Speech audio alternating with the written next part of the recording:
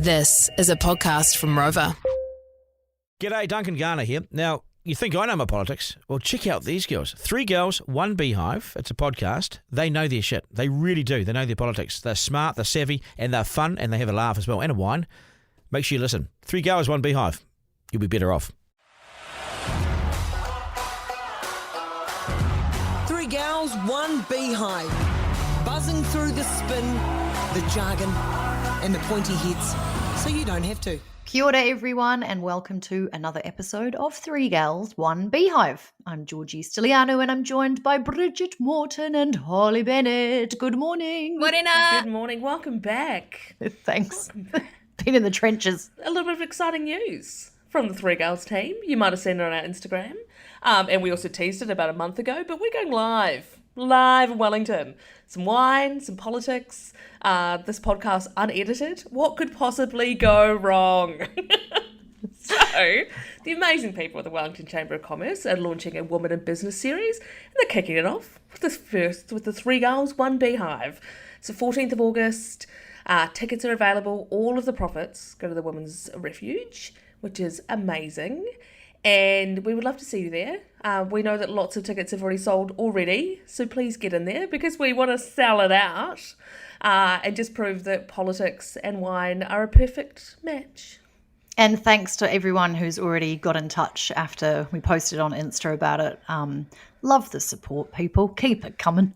And if you buy a ticket, remember, we don't get the money, Women's Refuge does. So that's my call out to say, bring a friend. Yeah.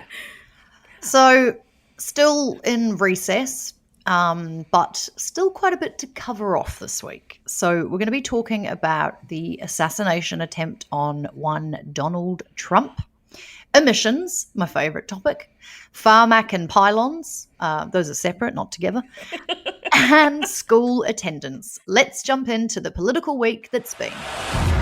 The business. First bit of business, and we know it's not New Zealand politics, but you can't go past the Trump attempted assassination.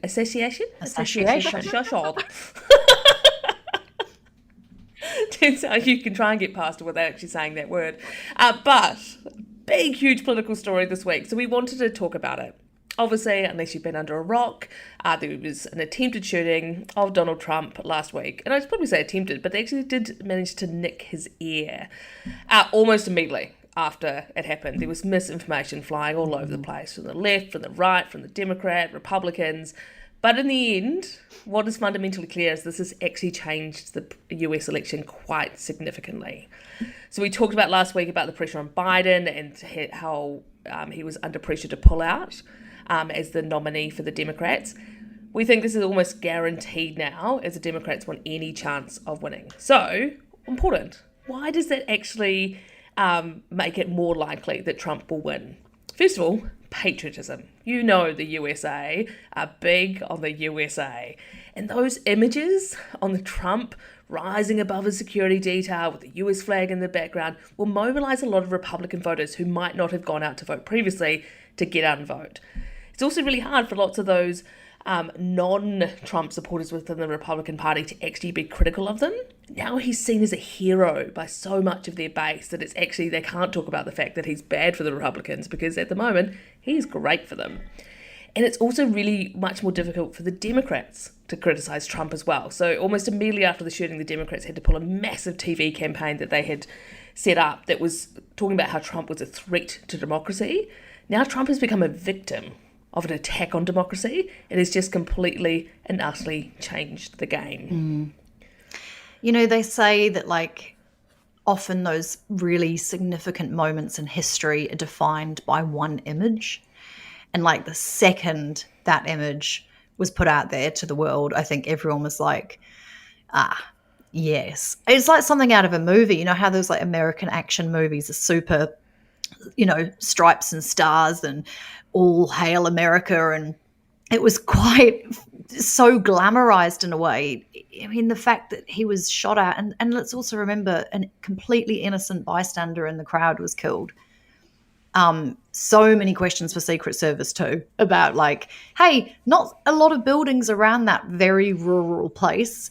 And how did this guy manage to apparently be seen by some audience members as well, get onto a roof and shoot off more than one shot? Like the whole thing is crazy. But one thing that really disturbed me on the live stream, as he's been taken off with the Secret Service all around him, and he puts his fist defiantly in the air and fight, fight, fight, that the crowd start chanting back. And, you could hear fight, fight, fight coming from the crowd, and also USA. I'm like, this isn't a fucking sports game. Like, look at your country, people. I don't know what you have to be proud of. There's a lot of heightened hate towards political leaders. Some of the time they draw it on themselves, by their rhetoric, and we have to acknowledge that, especially when you're a political leader. Like, your words actually do mean things. The other side of it is, though, seeing how much of this is happening with those who seem like relatively benign. So, for example, do you guys remember when Japanese Prime Minister Shinzo Abe got killed? Yeah. And it's just like all of the stuff where people are feeling very, very, I guess, disconnected maybe from their democracy, that they feel like this is a appropriate way to respond. And obviously it's the vast minority, because there's not a lot of people doing this. But I guess it calls into question how we're actually engaging with the people that, politicians purport to serve, because this stuff is super, super scary. And I wanted to just touch on the fact that there was actually a person who did die. And they haven't really talked about him. I haven't heard much about him, but I did want to acknowledge him, because while this is an attack on Donald Trump and all of that kind of stuff, the person who died, he's a human being with a story to tell, probably leans into that patriotic side, but he died shielding his wife and daughter. And I thought, like, that's something that we should be talking about more. So for the record, for this podcast, if you don't know, his name was Corey Comperatori. Probably butchered that name.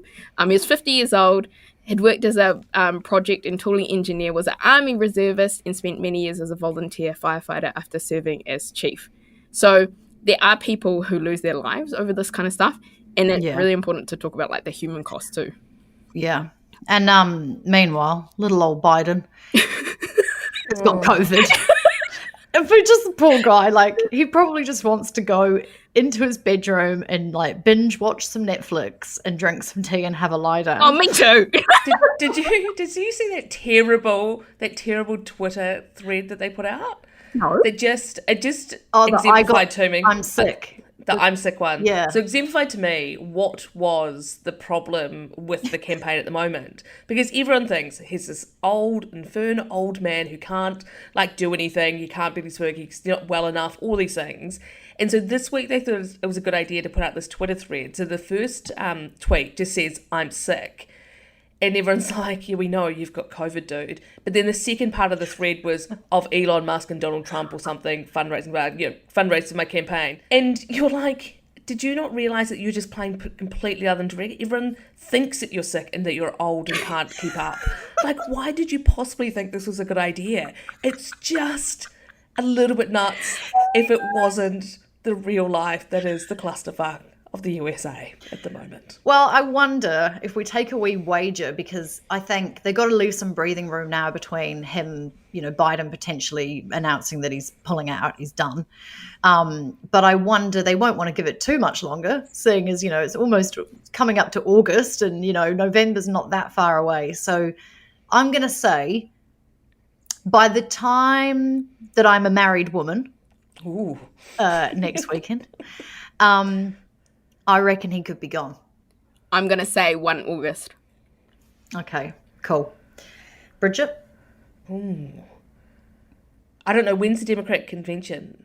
Because I think that will be key, because they'll need to, before they go to that, they'll need to have they need to launch with a new candidate. I'm not That's too the sure. deadline. Answer the question, councillor. Taking it on notice. I'm taking that question on notice, and I'll report back to Lawyers. Right, moving on. We're going to talk about something back at home, on home soil. So this week, Climate Change Minister Simon Watts released the government's emission reduction plan. Now, this essentially lays out how many emissions we can put into the atmosphere to still hit our climate change targets. And it covers these 2 periods called emissions budgets. So the first one from 2026 through to 2030, and then 2031 through to 2035. And in summary, it's a very different document to the ones that we saw under the previous government. Very few policy levers being pulled, and more kind of broad aspirational targets, not so hot on the specifics. So the projections that the officials have done and that were contained in the document also show that we're not on track to meet that 3rd emissions budget the way that we're going. So the plan has got these 5 main themes, and they are about resilient communities, credible markets to support the transition, affordable clean energy, innovation, and nature-based solutions. That means things like blue sinks. So it's like using the ocean to sequester carbon, same for seaweed, wetlands. So we've got more flood resilience. That's what nature-based solutions actually means. Do you know what our listeners will be thinking? Georgie, we were present last week listening to the episode. We do know this. Oh, soz, I didn't listen to it. It's my first time not catching up with our own pod. Wow. Outrageous. Yep. Oh, wow. No, but I'm just letting you know that in your absence, we still do talk about things that you care about. So I would like you to keep going. Thank But you, just so you know, they're all up to date with those 5. Okay, thanks, gals. I'll give it a listen. I'll catch up over the weekend. So basically, the government is proposing these 7 key policies over the coming years. And they are, number 1, targeting 10,000 EV chargers. Number 2, lowering agricultural emissions by giving farmers the tool that they need and fair and sustainable pricing of the on-farm emissions. And they've said they're going to do that by 2030. Number 3, investigating carbon capture and storage.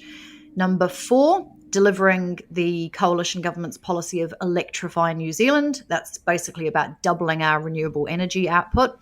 Number 5 is better public transport. Number 6, investing in resource recovery.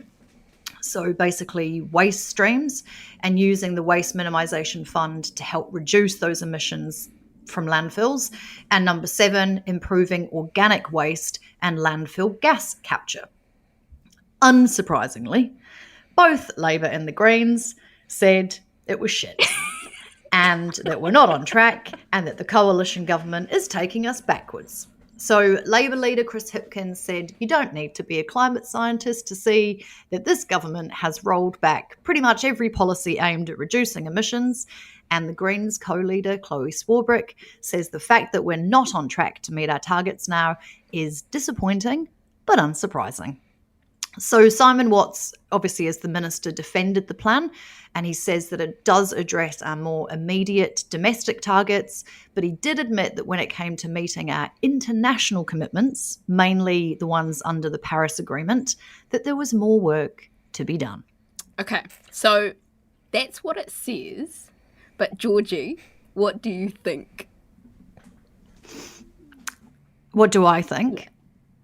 I think you just told us what it is. I want to know what you're... Okay.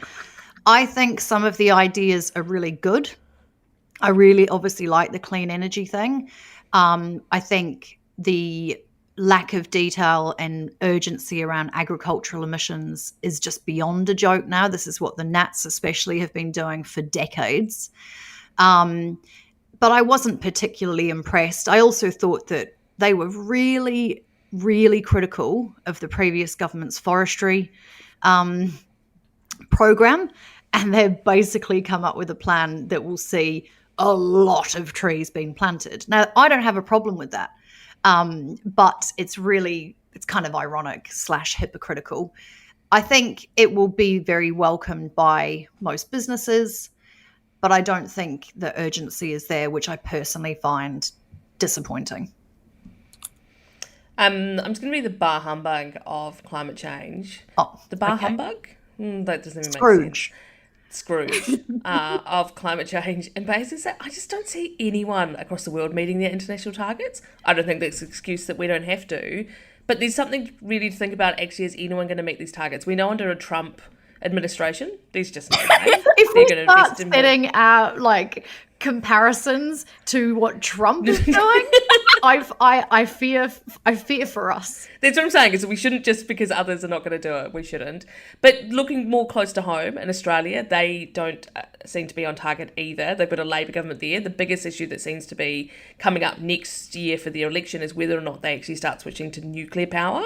The Liberal opposition there is massive campaign on that. And then interesting, the new UK Labor Prime Minister has started talking about nuclear energy being one of the only ways that they can also meet their emissions targets. So we're lucky, I think, that we've got such a renewable energy base, largely driven by our hydro and our thermal. But I do think, I think we've got to be really just cognizant that if nobody's going to meet the international targets, we shouldn't destroy our economy on the way to doing that. I don't know about the balance. And I don't think there's any magical balance, but I just don't think that we're the only country that's being dicks on this currently. When you talk about balance, honestly, when Georgie read out number one targeting 10,000 EV chargers by 2030, all I could imagine were these big, dirty diesel trucks owned by all these big contracting companies turning up to do all the removal and then the installation of these EV chargers, ploughing more carbon into it to be like, oh, look what we've done. Yep.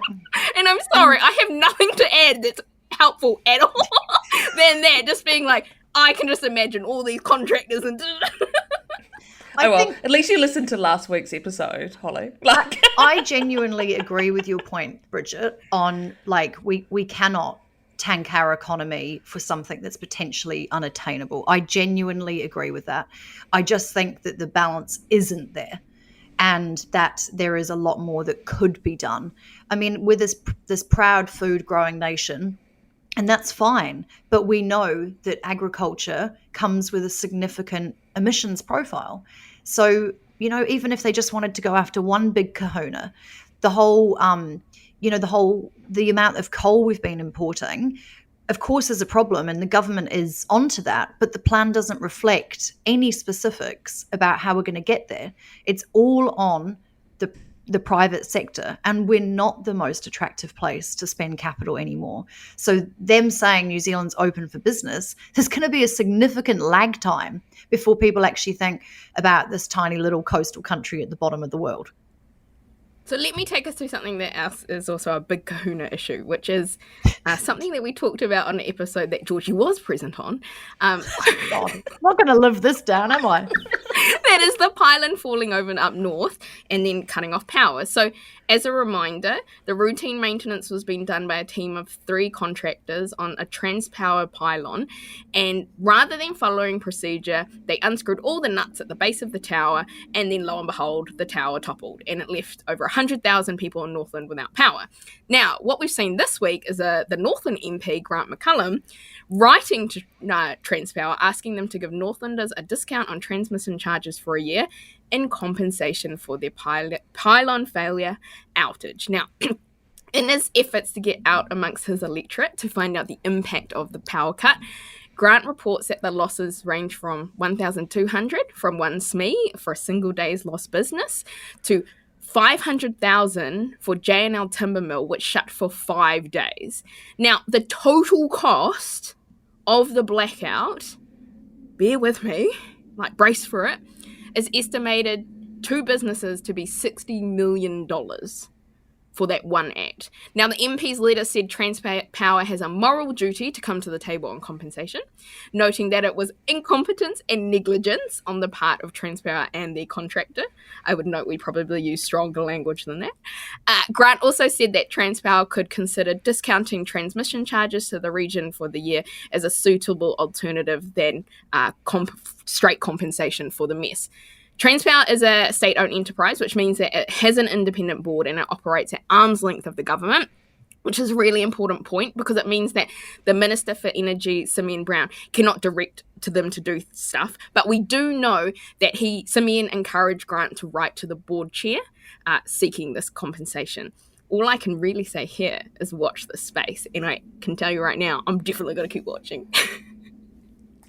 What I thought was really interesting, so I'm just going to put my really nerdy legal hat on, is that our transmission pricing is part of a regulated pricing system set by the Chamber of Commerce. And essentially that means... Commerce Commission, sorry, Chamber of Commerce. Oh, let me talk about that great event at Wellington. I'm just easily distracted. The Commerce Commission has a whole lot of price and quality settings about what these businesses can charge because they're basically monopolies. Super, super complex. I thought it was really interesting that he asked for a discount on that transmission pricing rather than just going straight for compensation, because I would have thought that they would want to go to the heart of that there must be some insurance going on there. There's probably, additional sort of profits or lost profits. I just thought it was a really interesting thing to go up against this quite highly regulated pricing system and try and seek a discount that way, because I think that would be relatively tricky to do, and actually just give us the moolah might be more simple. I think that's a really good point. I think for Grant himself, the politics of it though were right. As the new, local MP, going after a discount, talking about compensation, I think that's a great idea, because compensation might not mean as much to the average punter as actually seeing a drop on their power bill every month. So I thought he actually played that quite politically smart. But yeah, I just still can't believe the pylon fell over. Do you just feel better about your job every day? You're like, did a pylon fall over today? No. When? I'm doing my job okay. Let's move on to somebody else who thinks they're doing a good job, and that is Associate Health Minister David Seymour. Now, we're talking about Pharmac and funding decisions, because he is also the minister that is responsible for Pharmac, that arm's length agency from the government that buys all of our drugs for us. So he set out his letter of expectations, which is something he's able to do under legislation. And usually, let's be frank, these letter of expectations, pretty dull. They're pretty high level, they're not super detailed, etc. But Seymour took the opportunity to actually set out quite detailed things in his letter of expectations. Comes key things like improving public trust and increasing consultation with patients and advocacy groups. But the thing that got all the news this week was the fact that he said to Pharmac that they need to stop taking the Treaty of Waitangi into consideration in their funding decisions. Seymour says that Pharmac's role is to focus on delivering improved health outcomes underpinned by robust data, and that they should serve all New Zealanders based on actual need without assigning their background as a proxy of need. Labour criticised the directive, saying that there could be a lot of missed opportunities for improving healthcare without considering Te Tiriti. Te Pāti Māori just called for Seymour's resignation. And ultimately, it's going to come down to Pharmac's chair to deliver on this letter of expectations, which is one former National Party minister, Paula Bennett. I mean, for the record, I'm not related to her. Everyone seems to think I'm related to her, but I'm not. Would you like me to talk about this Te Tiriti stuff? Yeah. From my perspective? I would hazard a guess at saying I highly doubt the board spends any time considering, with their minuscule amount of money, what they should do to Te Tiriti. But what this causes to me, what this signals to me is, again, a complete lack of understanding about what Te Tiriti is. So, just because Seymour has written this letter to the Pharmac board and said this is my letter of expectations, it doesn't absolve him of his duty as a minister of the Crown to know that he is a representative of the Crown, therefore he has to consider Te Tiriti. Just because he said that doesn't mean that that disappears. And whether he wants to or not, he has that obligation. That whole cabinet table has this obligation. Anyone who works on behalf of the Crown in those roles have to consider Te Tiriti. And this is what I mean. I'm so sick of people talking about it as this thing of like, well, you have to do this, you have to do this. Even when you go to say, well, what does embedding Te Tiriti look like? That doesn't mean anything in this regard. What I want to know is how the ministers are considering it. That is actually where the obligation lies. So all of this shit is just a moot point. Calling for his resignation does sweet fuck all. And it's like Labour saying there's lots of missed opportunity. They're probably not even thinking about it, but that's fine because their minister's supposed to. So I'm so over all these people who don't understand what it means. Just makes the case for why MPs need to have a basic understanding about what te tiriti is. Thank you. That's all. Okay. I got nothing of value to add after that. I just want to add one thing though, because I think one of the issues that's happened is that we've had this massive focus on this one particular part of the letter of expectations, whereas we know there's actually been a whole lot of screw-ups in Pharmac over the last couple of years, really public ones. We had emails released under the Privacy Act where Pharmac CEO and senior leadership were really disparaging of Rachel Smalley, who's a broadcaster but an amazing, basically, patient advocate and really fighting for funding for different causes. And then we had this OAA that came out where this, it's going to be polite, PR consultant gave this really bad advice and gave the whole industry a bad name to Pharmac to basically say this is how you avoid scrutiny by the media or by MPs.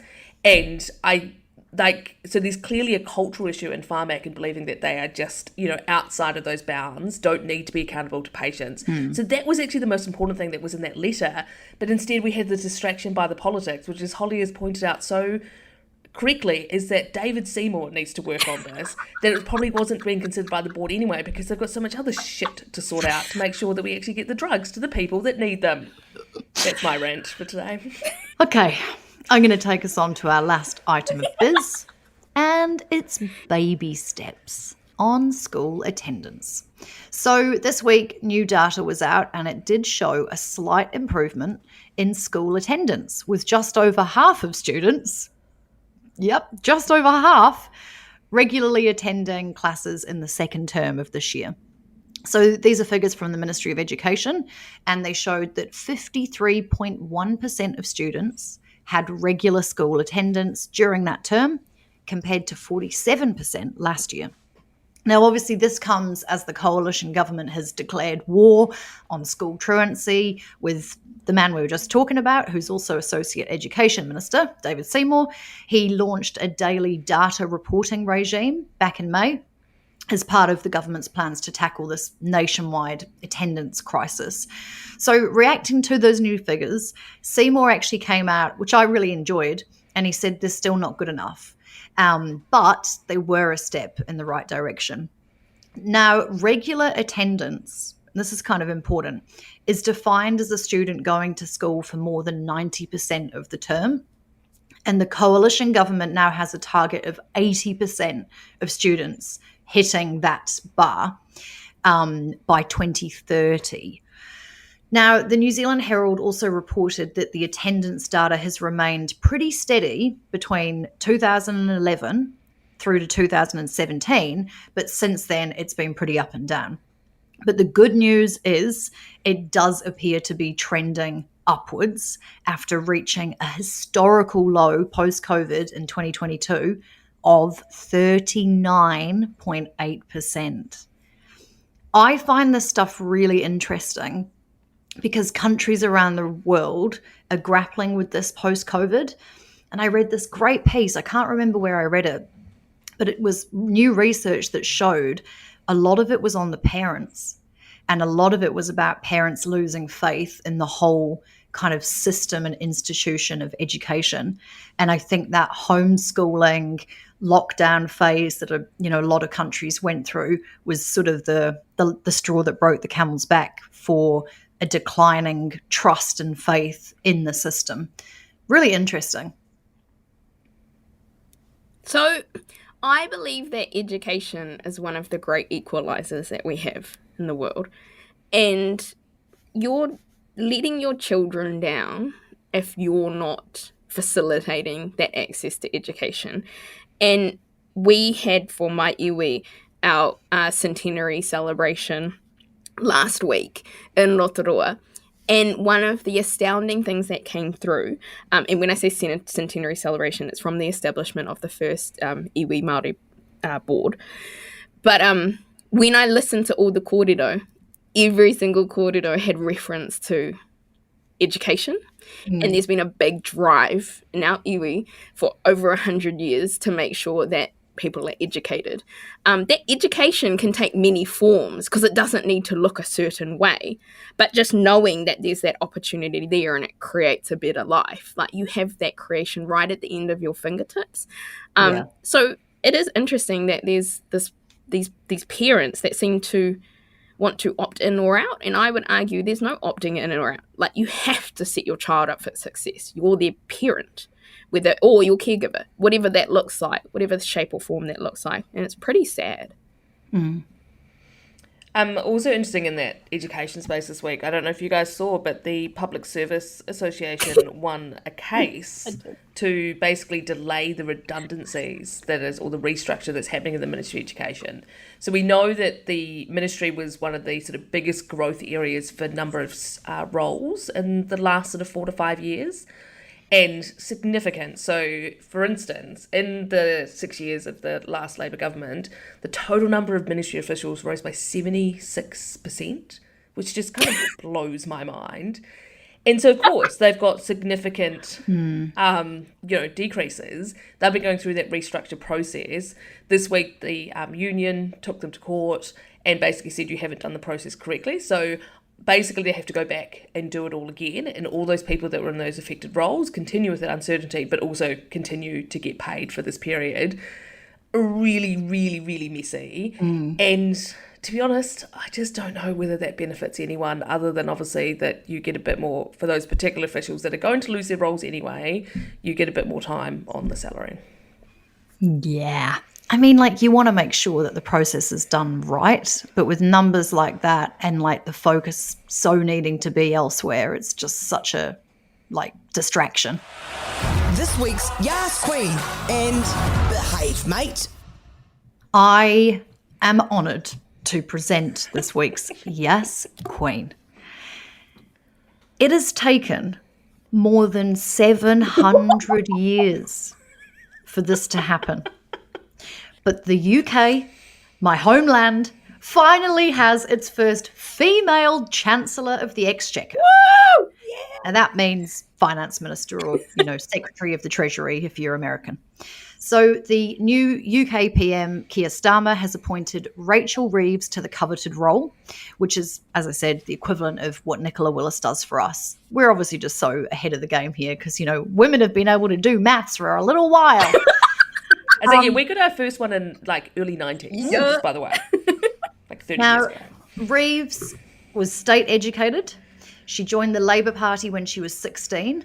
She's also a bit of a chess mastermind, and she won an under-14 girls chess championship while she was at secondary school. And prior to entering politics, she was an economist at the Bank of England. So she's 45. She's been an MP since 2010.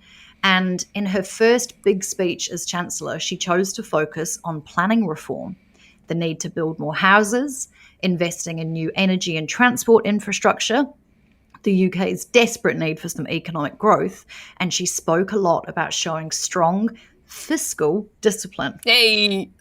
Probably not what we expected from a new Labour government, but we were just talking about this before we hit record. Now, she's described her appointment as both a privilege and a huge responsibility. Rachel Reeves, doing it for the women. Yes, Queen.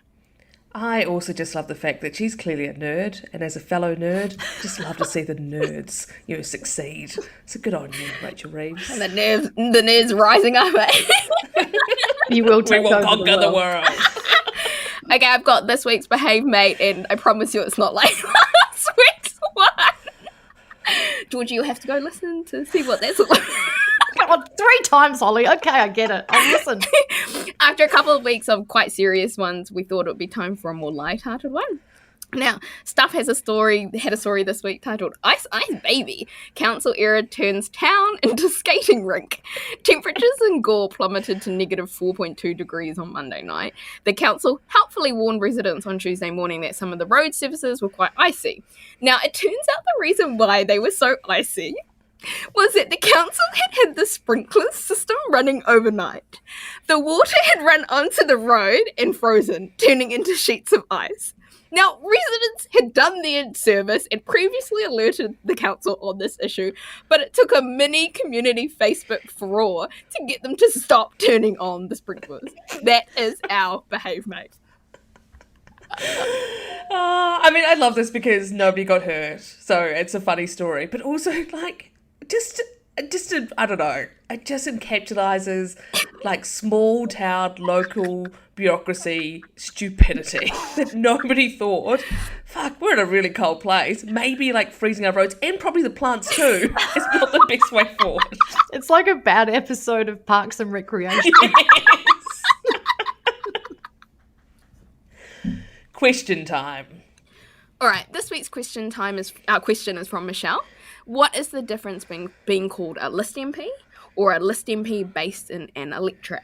Brigitte, take it away. I thought this was such a good question because I guarantee so many people thought this and never went, actually, I don't know the difference. So, basically two main factors. One, it's about how MPs present themselves to the community, so let's call that marketing, and a bit to do with parliamentary funding.